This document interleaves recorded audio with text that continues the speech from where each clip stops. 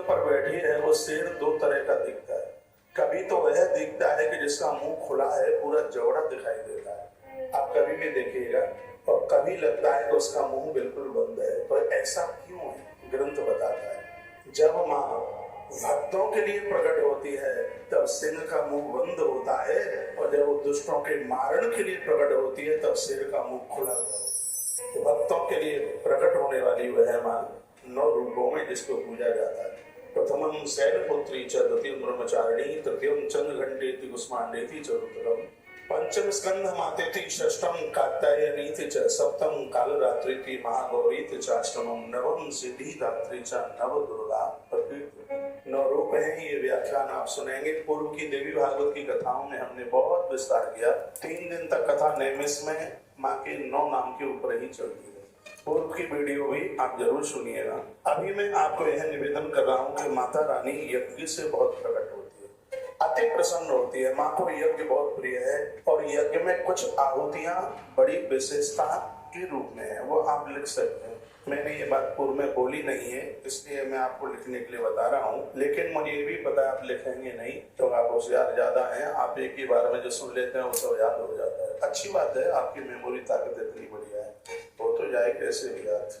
यज्ञ में मधु यानी शहद की आहुति डालने से उपद्रव समाप्त होता है, झगड़े समाप्त होता है।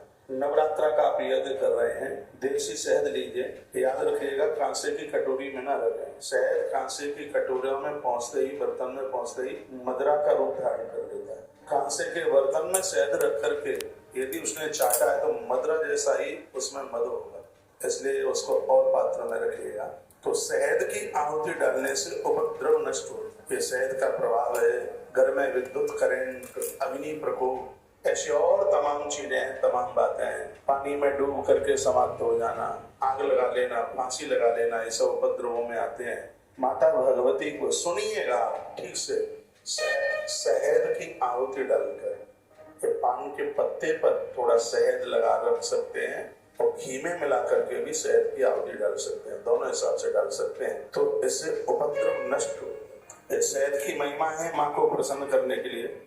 जिनको बहुत गरीबी झेलनी पड़ रही है, व्यासपीठ की बात मान लें आप, दूध घर में नहीं होता है तो दूध खरीद के लिए गौशालाओं में जाएं, मिल जाएगा।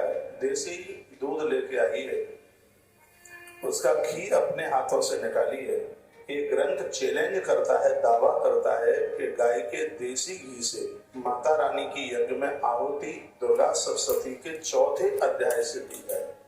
उस घी में कमल का फूल डुबो लिया जाए और फूल की आहुति डाली जाए। सिद्धि कुंज का स्तोत्र का एक मंत्र है, वो आप दुर्गा सप्तशती में देख लेंगे।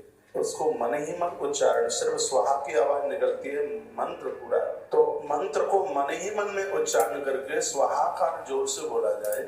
सिद्धि कुंज का स्तोत्र में एक गोपनीय मंत्र है, अम कम चम टम तम पम यम सम बीम हम दुम चम, वो आप उसमें, उसके नीचे वो मैं मंत्र यहाँ से बोल नहीं पाऊंगा, तो वह आप देख लेंगे दुर्गा सप्तशती में। घी के ये सब बातें कालिका पुराण में बहुत विस्तार पूर्वक, अद्भुत ग्रंथ है।